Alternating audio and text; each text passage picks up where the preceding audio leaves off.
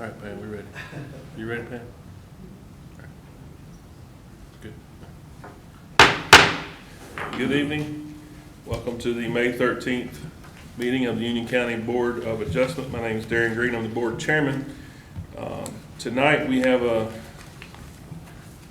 first of all, we need to confirm we have a quorum, and our entire board is here tonight, so we definitely have a quorum. As we look at our agenda, we have a continuation of a public hearing that started in February, I believe. I was not here, neither was Ms. Stewart. Therefore, we have chosen not to participate tonight as far as voting because we did not hear the evidence from the original meeting. So I will be, at this time, turning the gavel over to Vice Chairman Mark Tilley to conduct the hearing, at which time, once the hearing is concluded, I will resume the responsibility as chairing the meeting. Mr. Tilley. Okay, good evening. This is going to be a continuation of public hearing 2018 Appeal-02, appeal of a notice of violation at 7820 Stinson Hardish Road, Indian Trail, North Carolina, 28079. Ms. Thompson. Let's let everybody that's going to speak tonight be re-sworn in.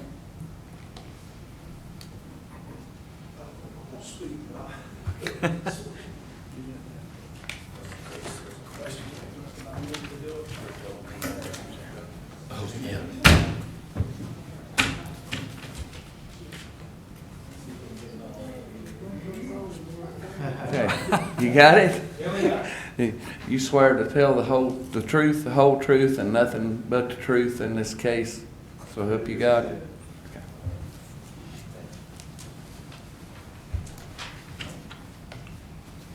Okay. Ms. Thompson, where we left off last was that you were going to work with some of your neighbors to rectify the problem. Were you able to do that? No, sir, I was not. Okay. Do you have any new evidence other than what we've already heard? Yes, I do.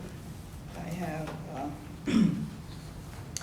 another document from Union Power that gives the dates plural of the inspections. Okay, but we already determined before that when you, at closing, you were made aware of this issue. So therefore, you assumed the problem of the property at that point. So you can't go back and redo that. If you had not known, that would have been different. But you did know. That is not the whole issue, though, because you are correct that I knew there was not a permit on the, I was told there was not a permit on the garage. But during the meeting, there was some discrepancy or question if the garage was permitted or not. And because there was some doubt, I went back to the source and received a document that gave the name and the date, which I did not have before, the name and the date of the inspectors. Right. Which proves undeniably that the building was inspected. Correct, and I understand that, and I thought we'd clarified that the last meeting we had, that we figured that out. But the problem was, even though it was inspected, it was still in violation, and it was determined that the homeowner or the builder was responsible for that, not the inspectors. You did say that. That was not determined, but you did say that. Because you said the homeowner or the builder. I was not the homeowner, nor was I the builder. But when you bought the house, at closing, you knew the building was not right. I have been raised and taught to rely on government signatures. Okay, but And that's the not. government had signed, I know you're shaking your head, but that fact remains. The county had signed off and approved the building, so. Okay, Mr. Chair, why don't you let me look at the documents you want to introduce? sure. And then see, I mean, Dick, could you bring that up? to me?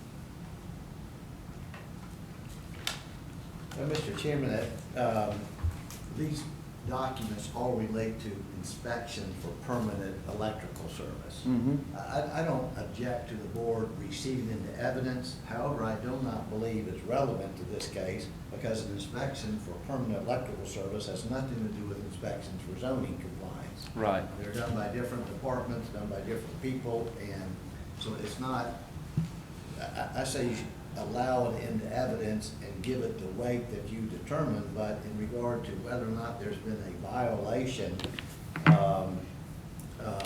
of a setback requirement, at this point, I don't see any relevance. But- Well, I thought we had already determined it at the last meeting because when we went on Mr. King went on the satellite image, the satellite image proved that the building in question was built first, so it had to have been the one that the permit was granted for. And that was my understanding during our last meeting. Yeah, well, the board hadn't voted and made findings of fact Right. on those things, so further evidence. No, I'm I don't fine think with it it's being as persuasive, evidence. But I think you should allow it in the Sure. record for the value of All that. right. Have we been given exhibit numbers to items, or, I don't think we had, so we'll make that exhibit one. Okay, so we just make this Thompson exhibit 1 so everybody knows what it is. I assume we can keep this copy? Yes, I made it for you, yes. Okay. I think there's 8 copies. Ms. Thompson, just to clarify, you never did actually receive a copy of the building permit, correct? I did not receive a copy of the building permit, no.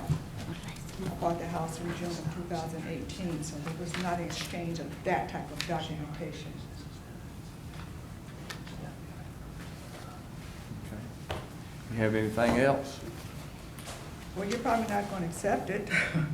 No, wait a minute. We accepted this. I don't have any more documents because I had given you 11 documents the last time, and there was a question about the permit being on the garage. You Uh-huh. thought maybe it might be on a different building. So I went back and got that document that proves to us that the meter was on the garage that Right. Mr. Davis. Well, when we went on the GIS last time, if you remember, and he showed the picture, we went by the date of it, and we determined that the building in question was the one that the building permit was on because of the date. We also determined that the other one, the one behind it, had never had a building permit. The smaller one. It's a lot to remember.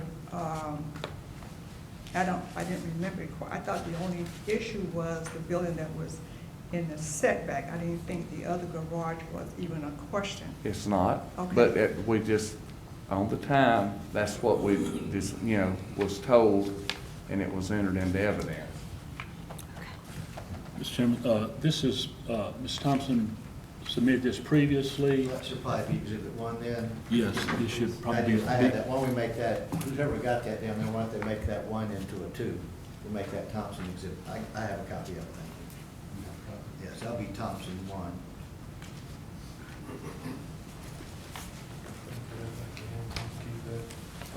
That's a Okay. thing you provided everybody. Is that multiple copies of the same thing? Apparently.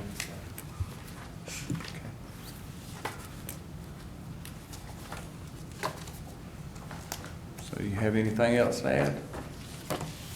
I don't feel comfortable anymore, 'cause I think your mind is already made up. I had. Ma'am, this meeting has just started. This meeting has only started. There's nobody made their mind up. We're not done receiving evidence. Okay.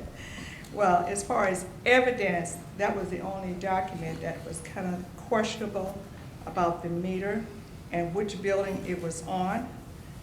So I brought that in just to go along with the documents I presented last week. And there was also a question which came in the mail today, just so happened was also a question about how many meters was installed on the property. There was also a question. Just today, I received in the mail my 2 bills, which represent they are 2 meters on the property. Yes, ma'am. Okay. But I just have something, if I can, I'd Sure. like to just read to you. Yes. Okay. I've been trained to say I am Rolling Thompson, give you my address for the record. So the records will show on February the 11th, I provided numerous documents of evidence that supported my case of Union County's approval of my home, as well as the accessory building. For over an hour, I willingly answered your questions about both buildings that I was cited for. I learned a lot from your questions. For that, I say thank you. Your words really matter to me and my family.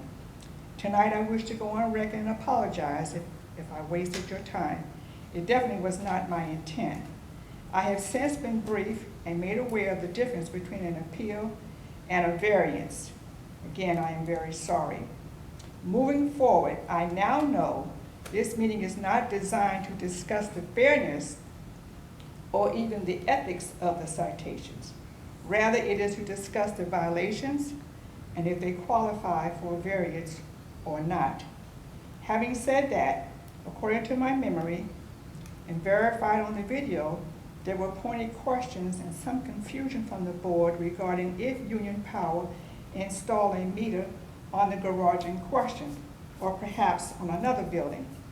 In my search for clarification and transparency, I went back to the source, and I have provided you yet another verification that proves beyond any doubt that yes, Union Power installed a meter on the accessory building garage May 2009. The document provides who installed it, when it was installed, and who approved it. The designated staff provided you with a clear picture of where the meter was installed. The evidence is very clear. The accessory building was approved by Union County in May 2009 with no records or citations from the county.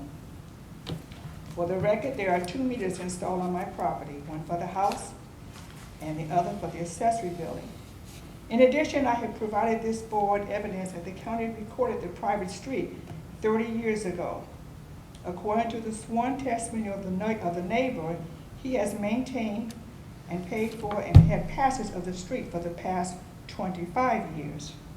According to your tax records, my house was approved in 2004 and owned by 3 previous homeowners within the past 15 years. No record of citations or actions from the county.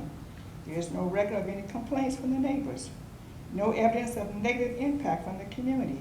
Simply a quiet, well-kept community of 4 homeowners who want the yellow sign removed.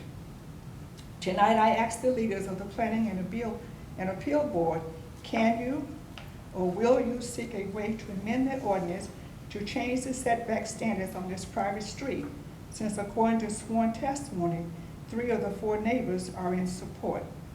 This is a good time to add, there were questions asked of me regarding money in the last meeting.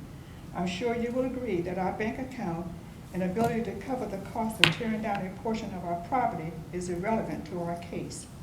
Please know, as one of the front neighbors of the private street, the requested variance is consistent with the spirit, purpose, and intent of the ordinance, such that the continued public safety will be secured and substantial justice will be achieved, not just for me, but for to each of the 4 homeowners. The passage of commercial delivery trucks and other heavy vehicles are no problem to me and my husband, and they can continue going up and down as they have for over a decade. This variance, if granted, will continue to be fair to all neighbors beside and behind us. As a senior citizens, we have suffered enough. And I quoted a ruling in 2007 that talks about good faith decisions and the North Carolina local government law. Clearly, Earlene and Willie Thompson acted in good faith, and I will explain. I had to work hard and dig deep in your county records to submit evidence to prove to this board that my home and the accessory building were both inspected by Union County over a decade ago. Clearly, everyone knows we were not the owners at the time, and we had no vested rights in the county issued permits. Whether the staff denied them or not, issued them by mistake or not, they were in fact issued. My evidence of good faith is defined by I trusted the words and the signature of the Union County, North Carolina staff. I am a woman of faith, and I have prayed. I am hopeful this board will treat us as you would want your own elderly family members to be treated. Please weigh the evidence, apply the standards, amend the ordinance to grant the variance so we can stay at the doctor's office and get on with our lives. This is our last earthly home here in Union County. If you fail to reject, you should accept.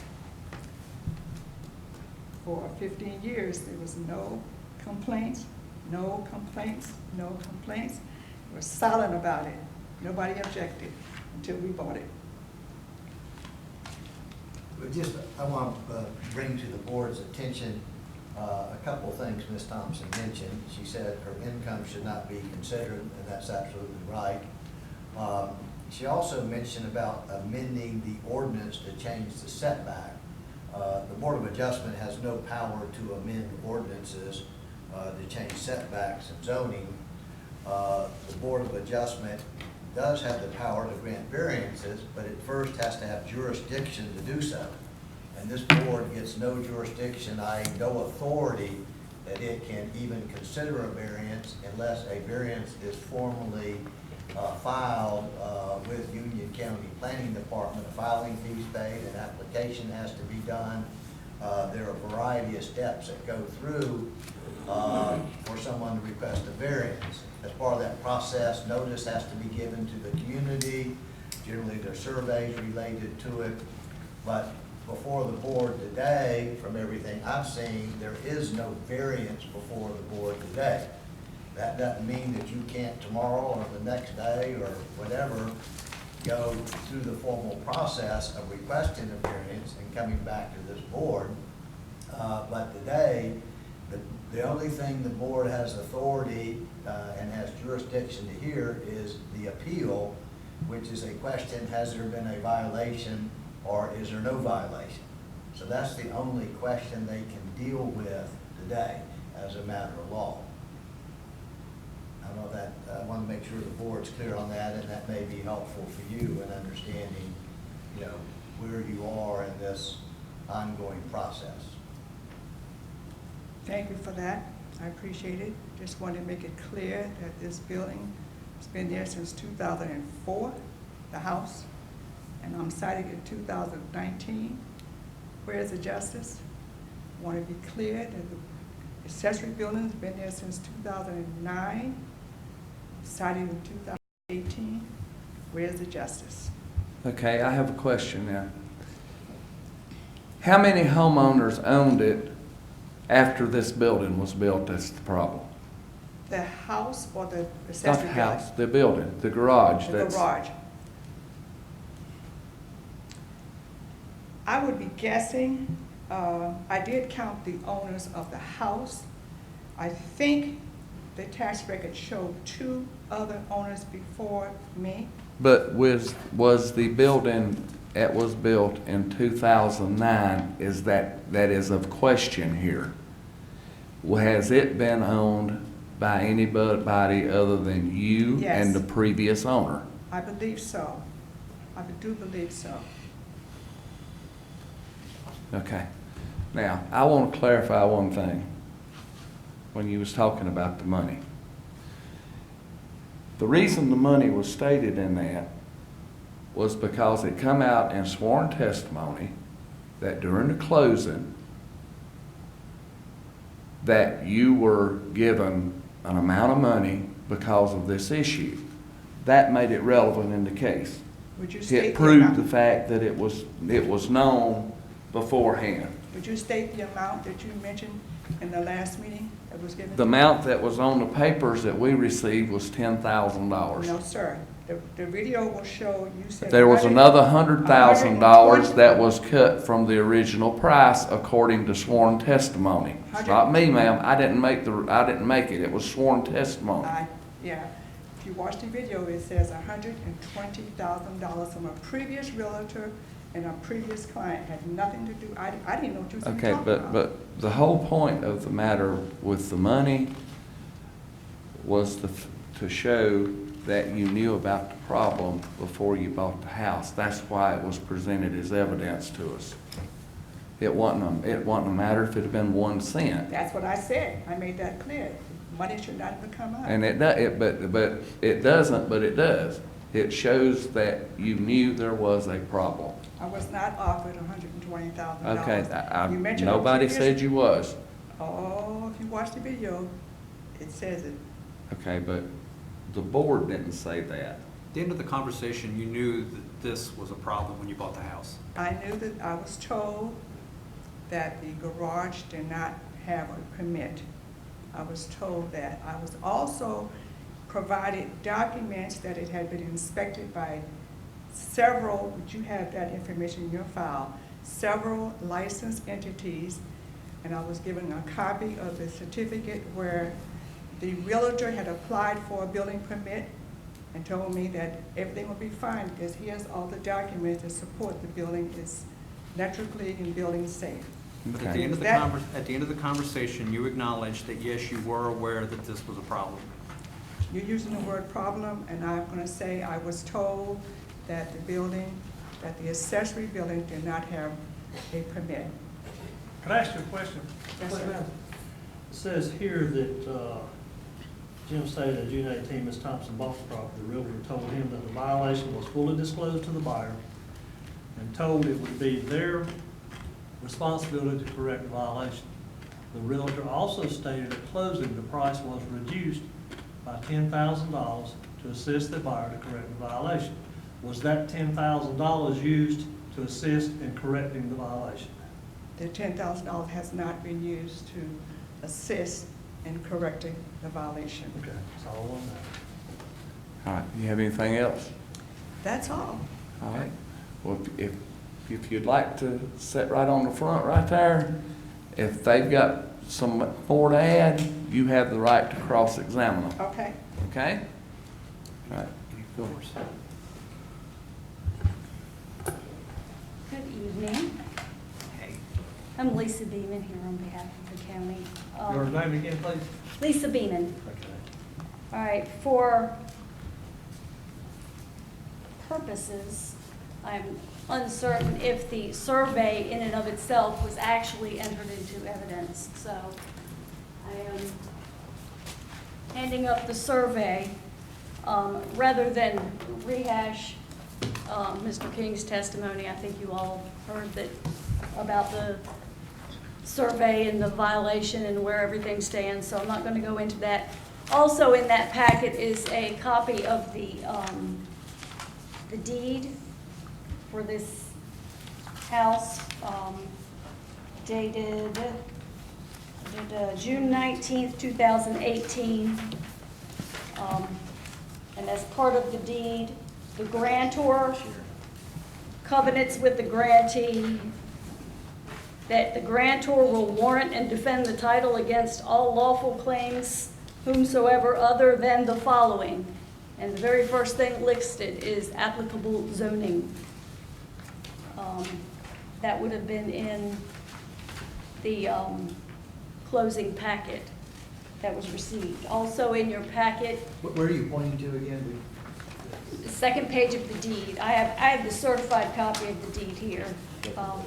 That can be entered into evidence. I just gave you all a copy of the certified copy.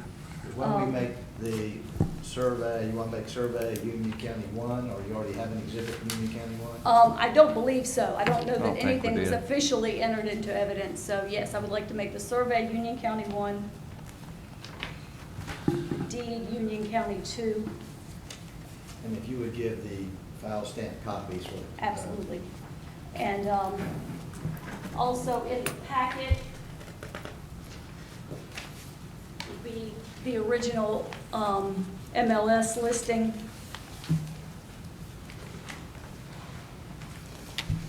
Which, as stated in the MLS listing, it clearly states that there is a known zoning violation which was disclosed prior to any sale. Tell us where that is.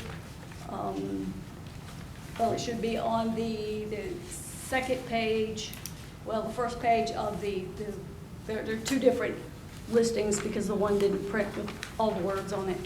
So right under the under the picture on the first page, at the bottom, this is sold as is, and it should say that. And then 3 pages in, under the other picture, on the red fin, is a more complete listing statement. Houses encroaching on private property. Yeah, I see it. Okay. You see it? Yes, on the bottom of the first page, it has the picture in the writing, the last line.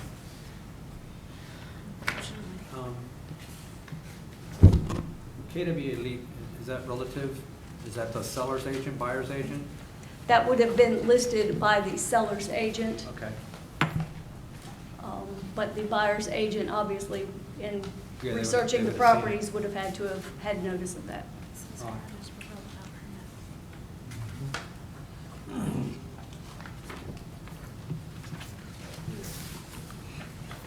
Any questions so far?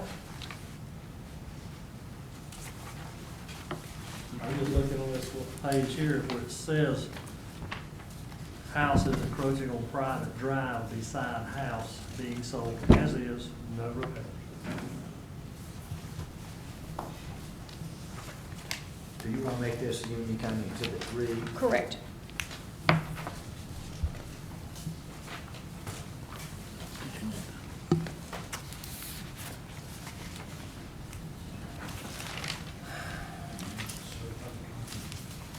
Why don't you just hold on to them over there so we don't, yeah, why don't you just hold on to them so we don't lose them?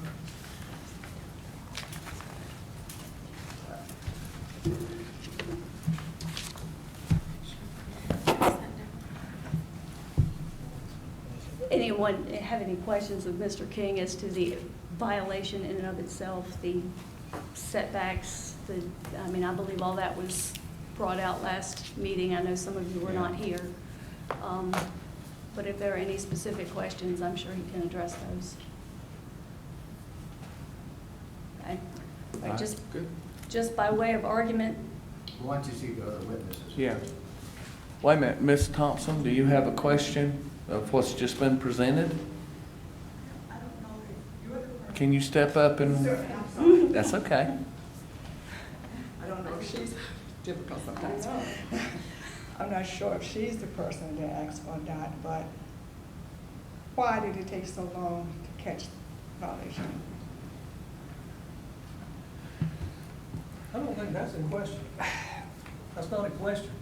The question part was that when you purchased the house, you knew it was in violation. When you purchased it, it's in this brochure to say that it was. So you accepted all responsibilities, because it says here that the buyer will accept all responsibilities. So you knew it, so regardless what happened beforehand is not what's happening. Basically, what's happening is that it's in violation of the setback, and it's stated here that it was disclosed at the time the house was sold. So that's what we're talking about. It's not what happened 10 years ago or 15 years ago. Just the beginning? Okay. Yeah, I mean, if you have a witness that can answer that question, that's fine. I agree that it's not very relevant. Matter of fact, the citation could apply even if you didn't have knowledge, the way zoning law works. Well, I'll be happy to answer that question. as Ms. Thomas has said, you know, that the house was inspected. It was inspected by a building inspector to make sure it met building code. Building inspector does not inspect the house for zoning regulations. So the permit was lawfully obtained, it was lawfully permitted, it was built. The way we found out about it was when it went up for sale and there was an original contract on the home. The bank, the lending agency, wanted a survey. And when they did the survey, that's when the violation was revealed. And at that time, it was brought to the county's attention to see if there was a way to rectify it. Mitch Udi was the realtor at the time, and this was back in April of 2018, when all this stemmed. And so that was the first time that the violation was presented to the county, and the county was aware of the violation. I'm sorry, what permits are you talking about? Building permits. I was under the impression there were no building But permits. here's the thing, we did not, the violation at hand is for setback. There is no violation for not having a permit, because we could not verify whether or not a permit was issued, because we purge our records after 6 years. The records, if there was a record, is gone. It's been destroyed. So we don't know if there's a permit or not. We're going to assume for the benefit of the resident, the permit was issued, and we're just going to go with that. Well, all you We're not have, evidence-wise, I take it, is the fact that there was an electrical inspection in this date in 2009, May 2009. So, And who, does it tell who the owner was in that? Stephen McElroy, maybe, is that what that block is? Customer, I don't know if they, well, that says, Yeah, it is. It's relevant to other testimony that was made on how many times the house has been sold since the garage was built. well, So is that the one that you bought the house from? No, I didn't. I bought it from Mr. Fuller. Okay. so I mean, all the evidence shows that people seem to know is that there was a building inspection for permanent power, period. That know whether there was a building permit issued or not. But I still don't think that's very relevant for whether there's a violation in existence, but that's part of the evidence for y'all to consider. Sir, when I went to the power. Go by the microphone, please. To the microphone. I'm sorry. Her name, I think was, it's on your document. She told me that they would not install electrical meter without a Union County inspector improving it. And she wrote that on that second page, the computerized document. Yes, ma'am, if you go back to what Mr. King said, the building inspector, the electrical inspector was there doing their job as inspections. This is not an inspection issue, this is a zoning issue. So that's what's making the difference in it. I just found that out, that the inspector has limited responsibility. I just found that out, has limited responsibility, that he inspects for the bricks and the mortar, doesn't respect for setbacks. I just found that out. All right. Is there any more evidence to be added? Is any more evidence to be added? No, I do not have any more evidence. I'll take a seat. Does anybody else have any testimony to give?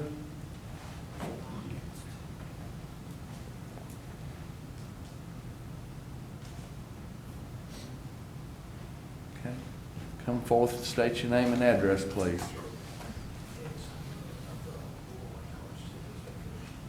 Hi guys, my name's Stephen Fuchs, 7825 Stinson Harness Road, one of the ones in the road book. Really bad at public speaking, hi. So I'll just give you my short rundown. It doesn't sound like it's going to apply now. I know kind of what this meeting's all about, but so we purchased the place about a year ago, my wife and I. And we were made aware at that time, the agent says, hey, the house down there has got a violation. My question was, does it impact us? He said, no, it doesn't. I said, okay, great. So we went ahead and we bought the house. About a month after moving in, the agents come on down and they start talking, saying, hey, it's the issue, this is what we're trying to fix. I said, okay. That kicked off a series of conversations with agents, with Union County, and that's where, from our perspective, we ran into an issue. This is the most valuable asset my wife and I are going to have for the foreseeable future, and we don't want to impact it. Now, the problem is that certain people were telling us certain things, and things weren't lining up. So as soon as we hit that, we kind of hit a wall. I mean, you can imagine how much zoning law practice I've had up to this moment. It's been interesting. At the end of the day, my wife and I, our wishes, and again, I understand this isn't a variance meeting, we have no problem with her having this garage. It doesn't impact us in any way. Nice lady, I hope she can keep it, I really do. And I get that, you know, there's a letter of the law, which it may or may not be in violation of. As far as we're concerned, as homeowners and the people that would actually be affected, it doesn't violate the intent of the law. So that's about all I got for you. Any more questions?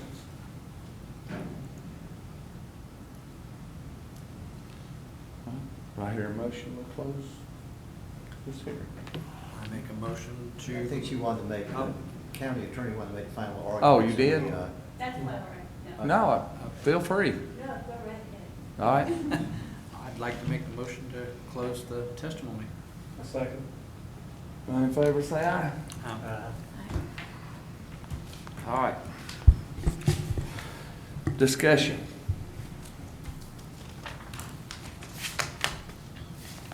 Well, my feelings are that even if she had a leaky running tap, she knew when she bought the house that this was a problem. So she bought it with the problem, regardless of anything else. This is her house, this is her property. And so this is now her problem. I understand that, but I have a question. Yeah. If there was a permit on the building, doesn't that mean that it was at some point reviewed by the zoning board? No. No. So permits can be granted without there being any reconciliation to zoning laws? Well, we don't know what this permit says, but generally permits, it depends on the jurisdiction, so we don't have, but often permits will list what the setbacks are. But no one goes out and inspects after a building is built. It's to give them notice. So only issues normally come up once someone makes a complaint or a bank won't give a loan. And so the inspections are generally only building inspections. And so a building permit allows them to build, it gives them notice what the requirements are, but then there's not a zoning inspector that goes out to see whether zoning's been met. That's correct. That's just the procedure, probably throughout most of the United States. There's just, nobody has the manpower to go around measuring setbacks all over the county. I think normally speaking, when they put in for the permit, they're told what the setbacks are supposed to be. Is that correct? That's And the then permits it's I sort of see. up to them and the builder as to whether or not they follow it the way they ought to. At some point in time, whether it's the original builder or the second owner, the third owner, when the issue comes up, it is whoever presently owns it. I've been through different times with different situations. I've known people that built a house, got permits, built it, was 3 foot over on the property line, had to go back in and tear the 4 foot off or whatever it took to get back in compliance. I mean, there was no variation. You can't vary on it, because if you vary for one, then there's gotta be a stopping point on where do you stop at. And my point being is that she knew, according to the paperwork here, that it was wrong to start with. Right. And she was granted $10,000 to use for the repairs.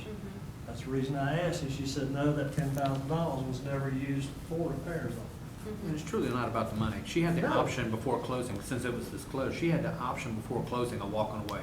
That's That's all right. part of due diligence. That's correct. She could have just walked, but no, she went on with it.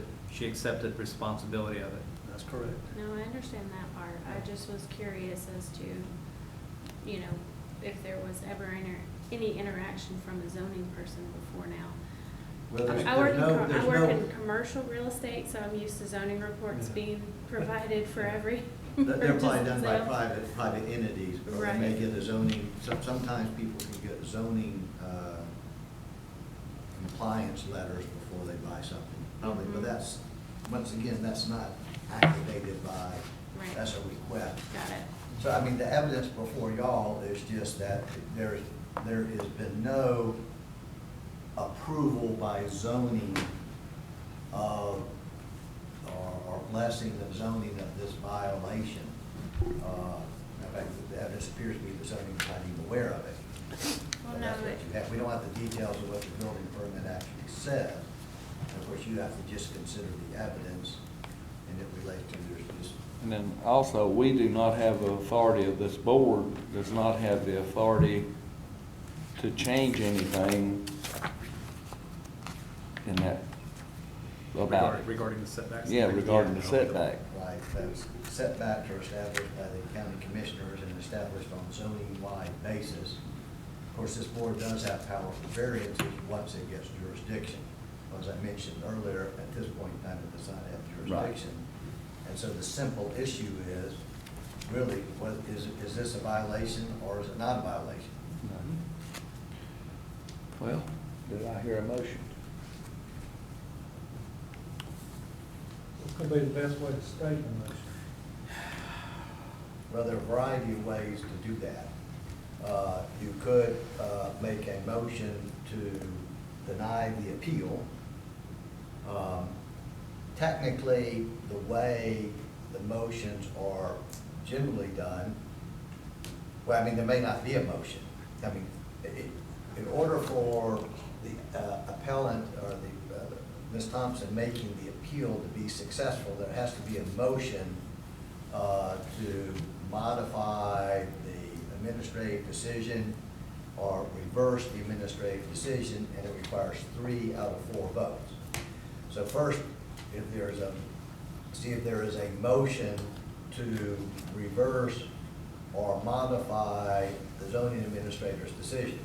If there's no motion, or if there's a motion and no second, then I would suggest, I mean, that indicates that it's not gonna pass. But I would then suggest that the board make a motion to affirm the zoning administrator and the reasons that they believe that would be accurate, if that's what they believe, and then vote on that. So I would first ask to see whether there's a motion to reverse or modify the zoning administrator's notice violation. Okay. Is there a motion to reverse or modify the zoning administrator's violation?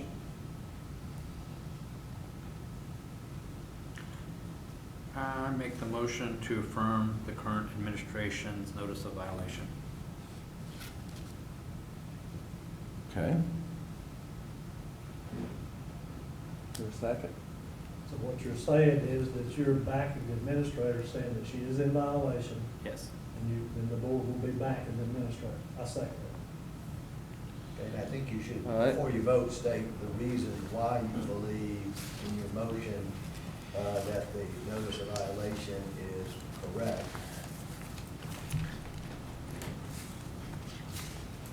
Informal motion? Yeah, I mean, you can, yeah, I mean, it's not, I'm not sure it has to be a formal part of it, but Got it. I mean, there's probably only 2 or 3 reasons, frankly. Right. Simply for the reason that this is, she was aware of this problem and accepted the problem, and it is indeed an unfortunate situation, but it is a real situation, and she knew it going in. So I think it was brought to our attention. From our understanding from the survey that was done from the previous buyer,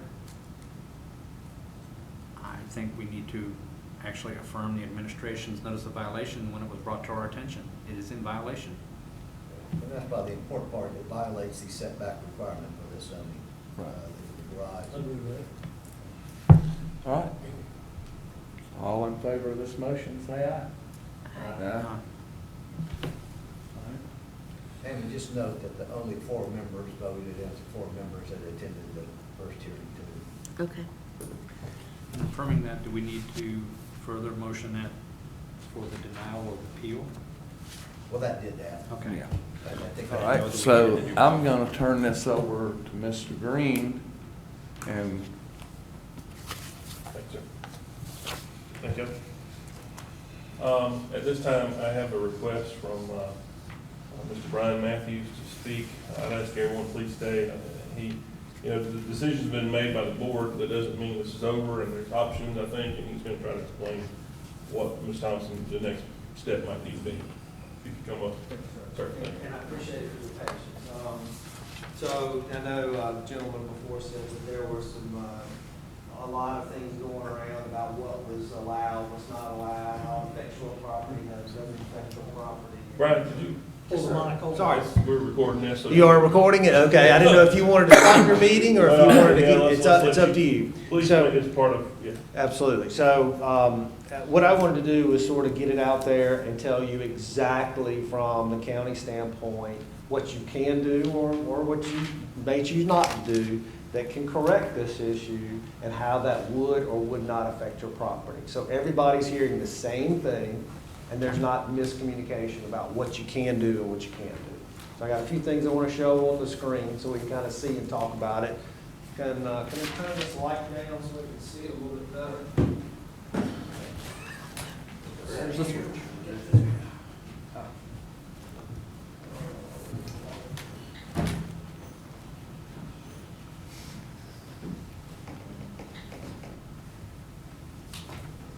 ah, Yeah. I want to be able to see that. Sorry, put y'all in dark, but That's you good. can see the screen a little bit better. All right.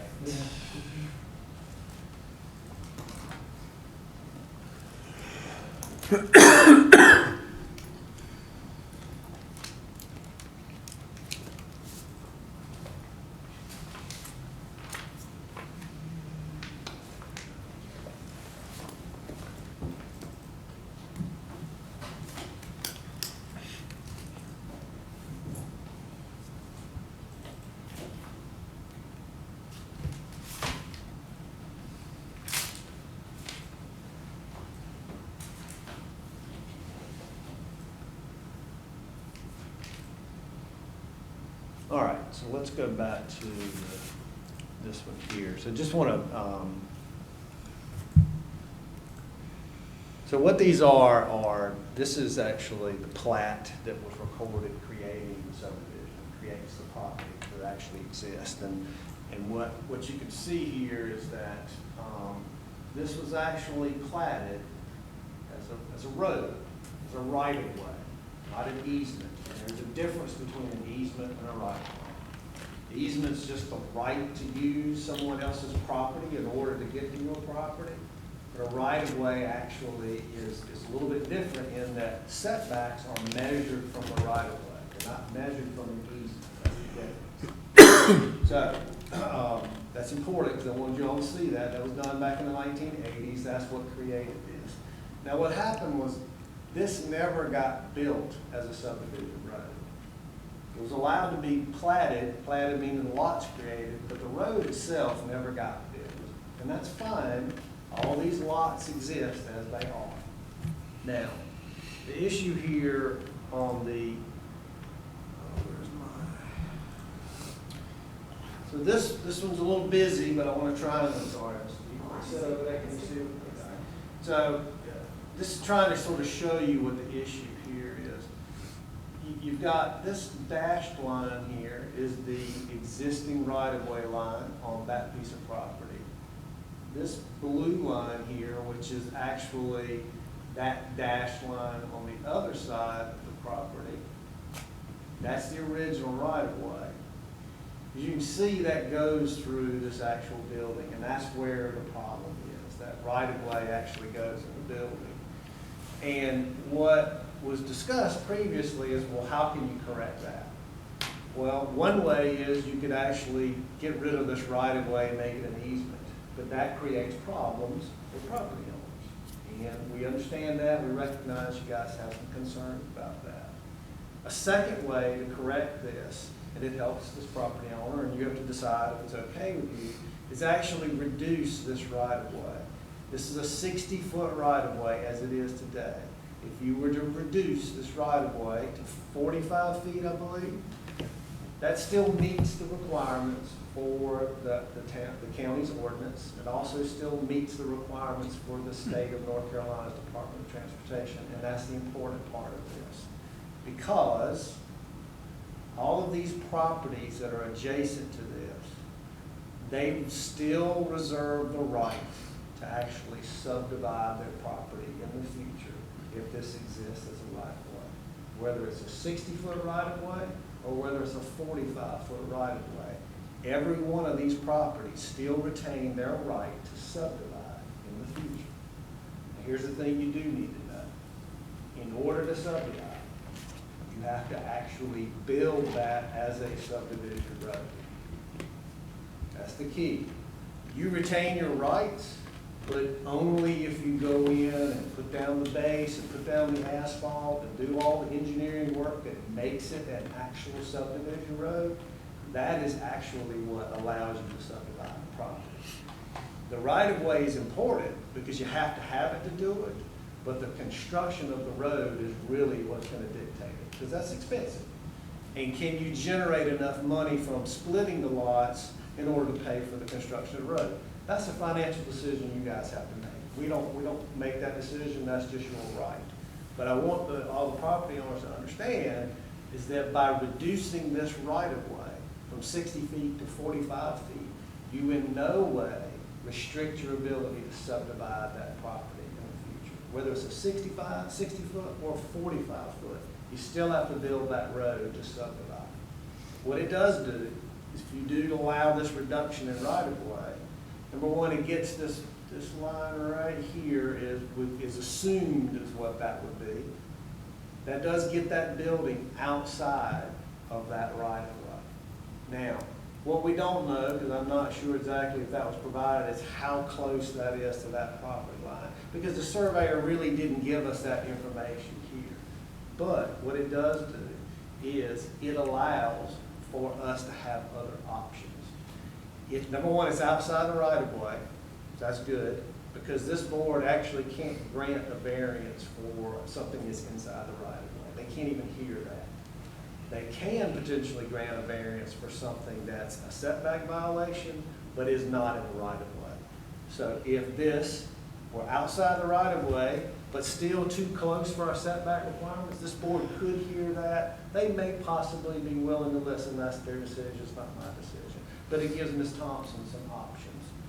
We could find out, once we actually get this, that it actually meets the setback requirements. There's not a problem with it, and it can be allowed as it is. We don't know that information right now. But at a minimum, if the adjacent property owners are willing to agree to reduce the right-of-way, that does give some options to Ms. Thompson, and it allows you to keep your rights as property owners. The reason I wanted to bring this up is because I think there was some miscommunication about what you can do, what you can't do, how it affects you as well as property. I'll be happy to answer any questions you might have. Yes, sir. You go ahead and Yeah. take it up, or? If you want to, because it's not a hearing anymore. It's not a hearing, but yeah, I mean. All right. there. You just want me to public speak it, will that affect the way that the house, say we want to build onto our house, would that affect the way, the frontage of the house? Nope, does not affect your frontage, because the frontage is still exactly, are you this lot or are This you one this over lot? here, So yeah. you're the one on the corner. So this is still the actual cul-de-sac here, and as you can see, the cul-de-sac would be kind of cut down a little bit, but it doesn't change the frontage. Your frontage is still considered this area right here. Actually, the cul-de-sac won't change it up. Yeah, so it looked like it changed. That was here. a drawing for earlier, Okay. because they were taking a little bit off of each side. In this case, we would only take the 15 foot off of one side. Yeah, well, it's however they plan to do it, but the bottom line is no, it would not affect your frontage. Okay. And I may have missed it, I'm sorry, your title, sir? I am the assistant county manager. Okay, gotcha. And then, I felt like I had another one. That's for all you. right, no problem. That's all I can think of right now. So one of the things that I did want to make sure I pulled up here is that, so you can kind of see the lots. It doesn't really show your lot, the other map does, but see how that lot is sort of adjacent to this Mhm. cul-de-sac, has some land area on this side of the cul-de-sac. How you split this lot, as long as it meets the minimum requirements for that zoning, which is R20, that's what it is. Those are 20,000 square foot lots. Now understand, you gotta have septic systems, because that's what y'all are on right now, you're not on sewer. So you gotta be able to find enough property to make a septic system work.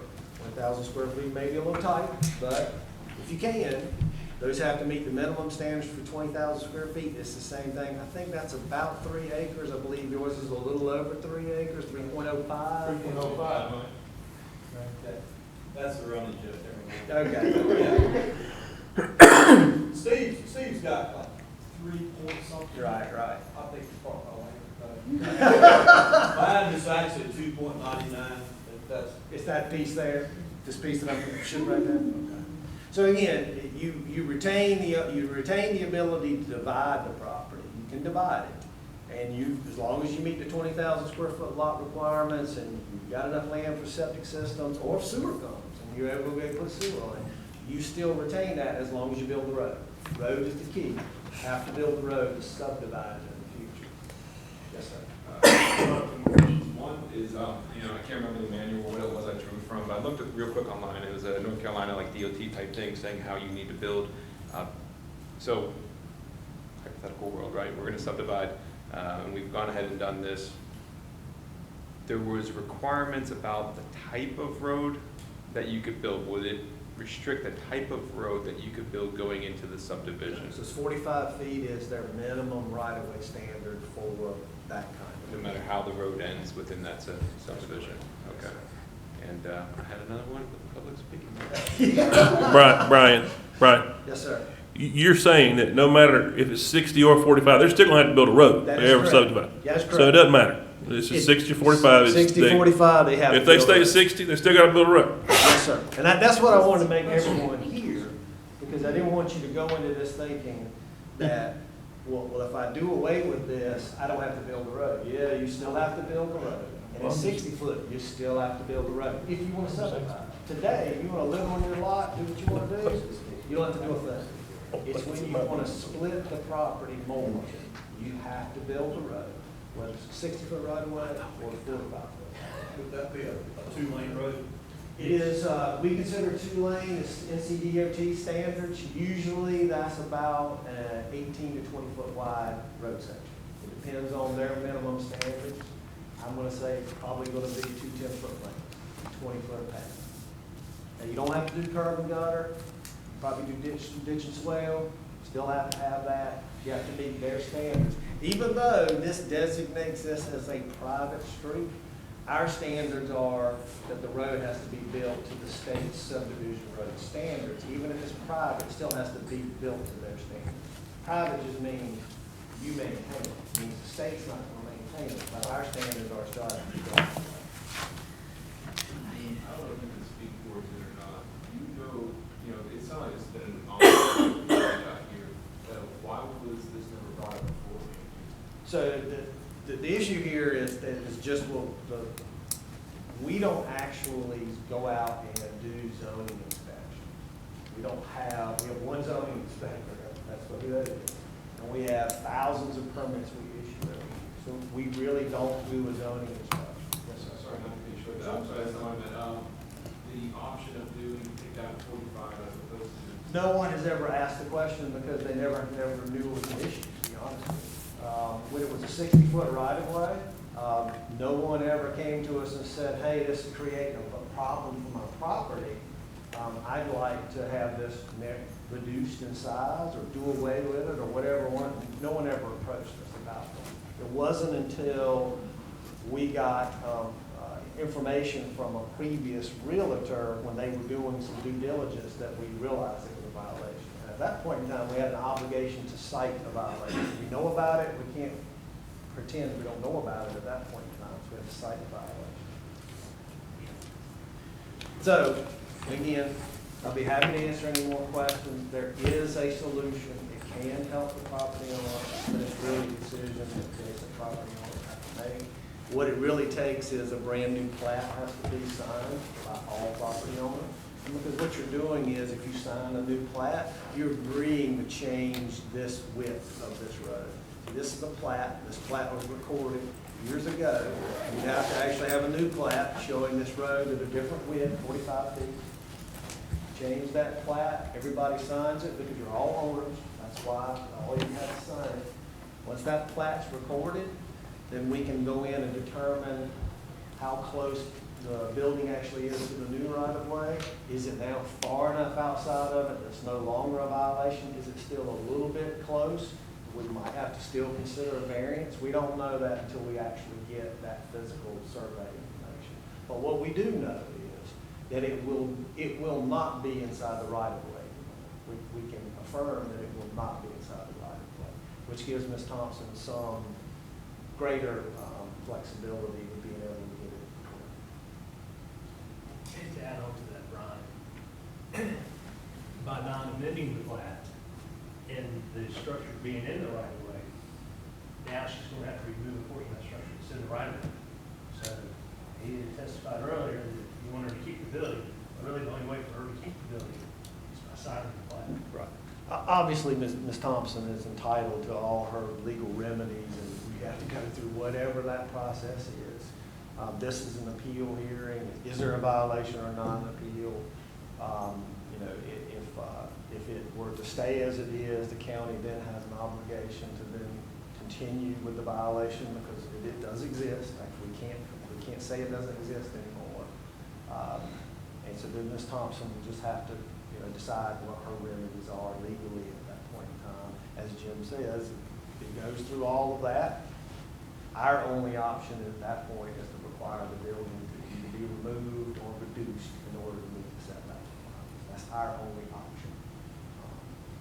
If the right of way is reduced, it does give other options. I think my biggest fear with that is it's a three-car garage, and if, say, Earlene is willing to say it to you and your car guy, and you think, well, hey, I'm legal, I can open up a garage here. You mean a business garage? No, just a car guy. If he wants to work with his cars in there, there's no room for that. They want to use it for a building for their grandson and their friends, which is awesome. Right. I mean, it's a great building. Right. Running water, electricity, heat, air. But if they were to sell it, and we were to okay this, and then the next guy comes in and says, hey, this is legal. Hey, man, don't tell me I gotta move my car, this is legal. You don't have room to park a car without being in the driveway. And that's, You're talking about, make sure I'm understanding, you're talking about, I want to make sure I'm understanding your question.